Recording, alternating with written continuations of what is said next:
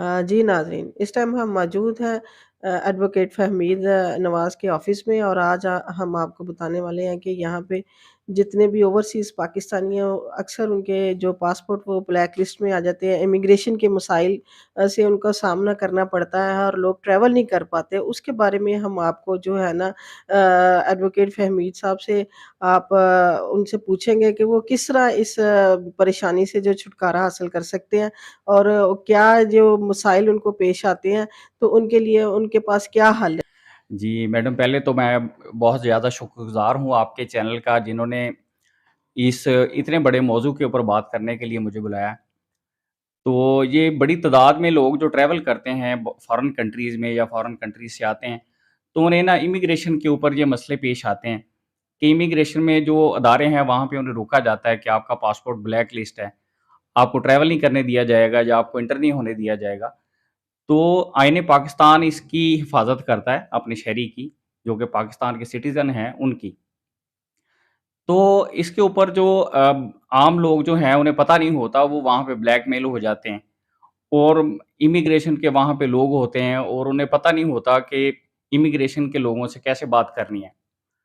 तो वो बेचारे वहाँ पे पैसे देते हैं, बार-बार पैसे देते हैं आते-जाते। तो उन्हें ना अपने मसले का हल नहीं पता होता। तो ये वीडियो बनाई उन उन लोगों के लिए गई है कि जो वहाँ पे कोई तकरीबन सवा करोड़ तकरीबन पाकिस्तानी जो है वो फ़ॉरेन कंट्री में रहता है। तो वो जब आते-जाते हैं मुल्क में तो उन्हें ये प्रॉब्लम आते हैं। तो दोबारा या पासपोर्ट बनाने जाते हैं फिर उन्हें ये प्रॉब्लम आते हैं।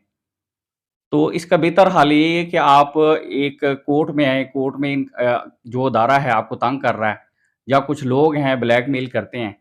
क्योंकि आइन की रूह से कोई भी इदारा या प्राइवेट आदमी किसी का पासपोर्ट जो है वो अपने पास रख नहीं सकता।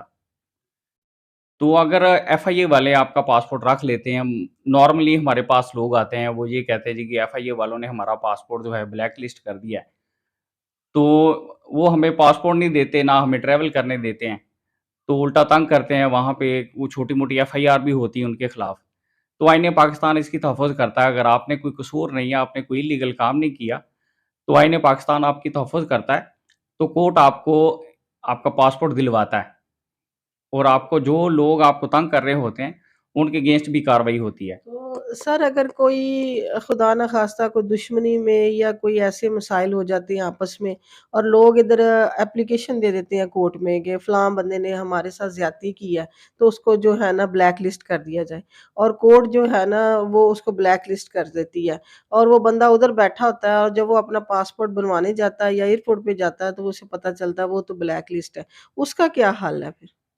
जी, वो पहले अपने ना किसी भी लॉयर के साथ वो कॉन्टैक्ट करे, तो जो भी उसके खिलाफ कोई एफआईआर हुई है, झूठी एफआईआर हुई है, जिसमें वो समझता है कि वो मासूम है, इनोसेंट है, तो वो अपने वकील के ज़रिए या अपने कोई रिश्तेदार के ज़रिए वो हाई कोर्ट में या सुप्रीम कोर्ट में ये एप्लीकेशन दे सकता है कि मेरा नाम जो है इसमें जो है गलत बयानी से, इसमें गलत नेक नीति से मेलाफाइडी इसको एंटर किया गया है मेरे नाम को।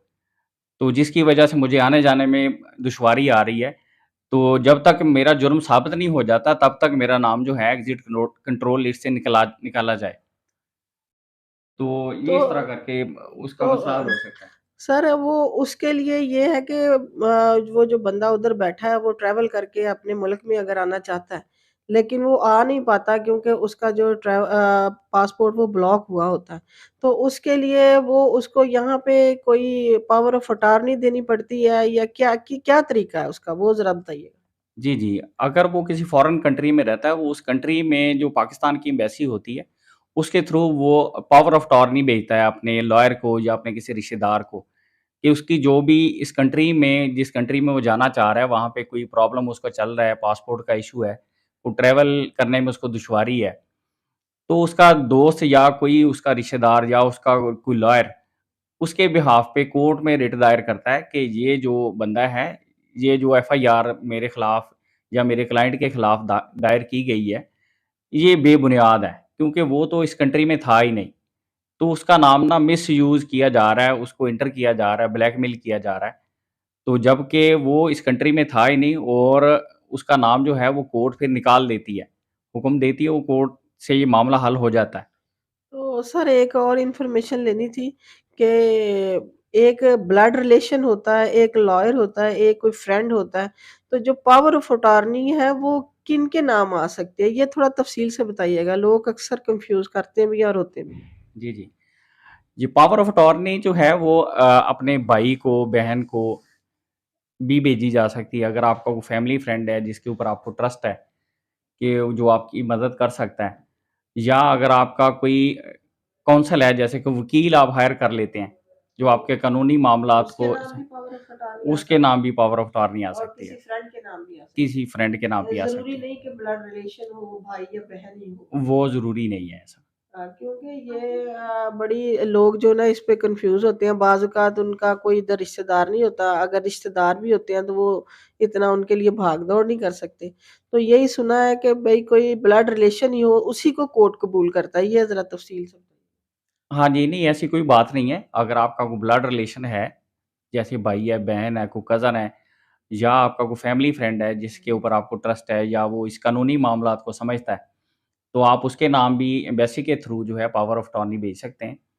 या अपना जो आपको अगर कोई वकील आप जानते हैं कि कानून को समझने वाला है या काम करने वाला है, तो आप उसके नाम पे भी अपनी पावर ऑफ अटॉर्नी भेज सकते हैं।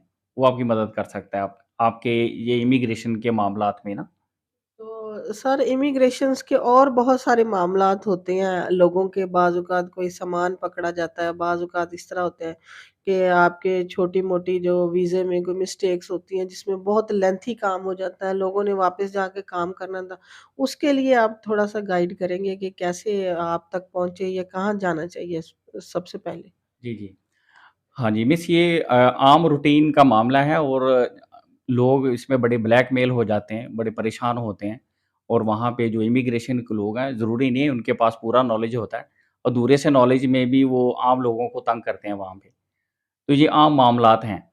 तो अगर आपका कोई आपने सामान लेके आए, आप समझते हैं कि वो लीगल है, उस कंट्री में आने-जाने में, आमद-ओ-रफ़्त में कोई प्रॉब्लम नहीं है, उसके ऊपर कोई ऐसी ड्यूटी नहीं है जो आपने पे करनी है, या आपने ड्यूटी पे कर दी है, तो आपको सामान नहीं दिया जा रहा, तो आप हाई कोर्ट में रिट कर सकते हैं, जो उस अदारे के खिलाफ जो आपको तंग कर रहा है, जो आप समझ रहे हैं कि आप इनोसेंट हैं, तो वो आपको मिसलीड कर रहा है, या मैलाफ़ाइडी आपको तंग किया जा रहा है।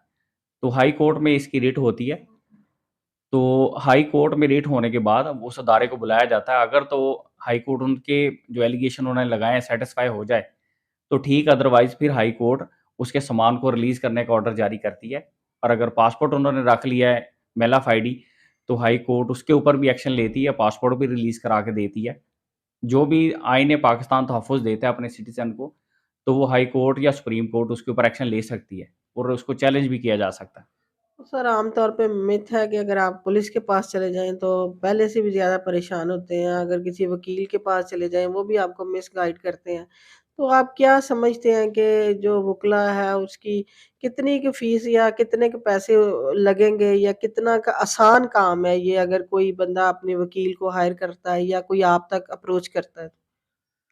जी, पहले तो इसमें आम-सी बात है कि हर लॉयर का जो है ना डिफरेंट होते हैं चार्जेज़, और हर काम में बज़ाहिर जो काम छोटा-सा नज़र आ रहा होता है, तो अथॉरिटी ने काम करना होता है। अथॉरिटी जब भी काम करती है उसका एक प्रोसीजर होता है।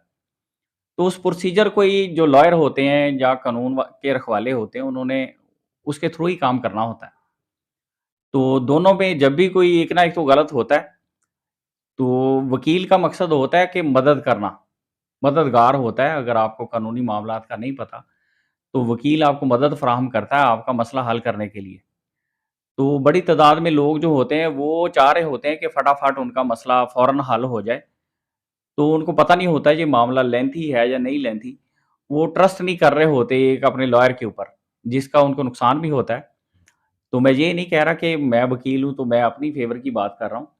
तो मैं बड़ी तादाद में लोगों का देखता हूँ कि वो उनका ना किसी के ऊपर ट्रस्ट नहीं होता, जो उनकी परेशानी की वजह बनी होती है। तो इसी वजह का उनको नुकसान भी होता है, उनका माली नुकसान भी होता है, और उनका टाइम भी ज़ाया होता है।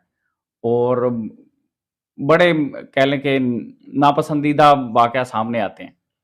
तो सर हम आपके ऑफिस में आए हैं, हमने देखा ये एबीपी एक आपने कंसल्टेंट कंपनी बनाई है। तो उस पे आप काम कर रहे हैं, तो आप जो है ना, जो स्टूडेंट्स हैं या जो बाहर जाने वाले लोग हैं, उनको कोई गाइडलाइन देंगे या उनको बताएँगे कि वो कैसे आपको अप्रोच करें? इसके बारे में थोड़ा-सा बताइए। जी, जी। हम इसमें ना असिस्टेंस देते हैं जो कि स्टूडेंट बच्चे पढ़ना जाना चाह रहे हैं, यूके में, यूएसए में और ऑस्ट्रेलिया में। तो बच्चे ने मिनिमम इंटरमीडिएट किया हो और एक उनका इंग्लिश का टेस्ट होता है, उसमें 6 बैंड रिक्वायर्ड होता है। उसके इक्विवेलेंट कोई भी उसने लैंग्वेज सर्ट किया हो या टोफल किया हो, इस तरह के टेस्ट उन्होंने पास किए हों, तो ईज़िली उनका एडमिशन हो जाता है और उनके एक्सपेंसेस जो हैं, वो उनके खर्चों के हिसाब से कैलकुलेट किए जाते हैं, जिसमें यूनिवर्सिटी की फ़ीस होती है, उनका रहने का खर्चा होता है और उनके ट्रैवल का खर्चा होता है। वो मौजूद हो, वो एम्बेसी को दिखाना होता है कि हमारे पास वहाँ रहने का, खाने-पीने का और पढ़ने के एक्सपेंसेस मौजूद हैं, तो हमें वीज़े की इजाज़त दी जाए। तो ये एक लीगल प्रोसीजर है। जैसे ही वहाँ से फिर यूनिवर्सिटी एडमिशन ऑफ़र देती है, तो डॉक्यूमेंट पूरे जो रिक्वायर्ड होते हैं एम्बेसी को, वो हर एम्बेसी के कुछ ना कुछ डिफरेंट होते हैं। वो कंप्लीट करके एम्बेसी में वीज़ा अप्लाई कर दिया जाता है। तो जो इमिग्रेशन में होती है, उनकी एम्बेसी डील करती है वीज़े को। वो फिर अपने कंट्री के लॉज़ के हिसाब से एप्लीकेशन को देखती है। ये थे जी एडवोकेट फहमीद नवाज़, जिन्होंने बताया कि वकील का जो मतलब है वो मददगार का है। तो आप अपनी मदद जो इमिग्रेशन के मसाइल हैं, जो लोग वहाँ फँस जाते हैं और उनको पाकिस्तान आने के लिए मुश्किलात पेश आती हैं या जिन्होंने वीज़ा लगवाना है, इस तरह के जितने भी मामलात हैं, आप हमारे चैनल के थ्रू जो है ना वो इनसे राब्ता कर सकते हैं। आपको नंबर भी स्क्रीन पर मिल जाएँगे। और आप जो है ना अपने मसाइल से आप जो परेशान हैं उसका हल भी आपको मिल जाएगा। इसके साथ ही नसरीन बुखारी को एतबार न्यूज़ से इजाज़त दीजिए। बहुत शुक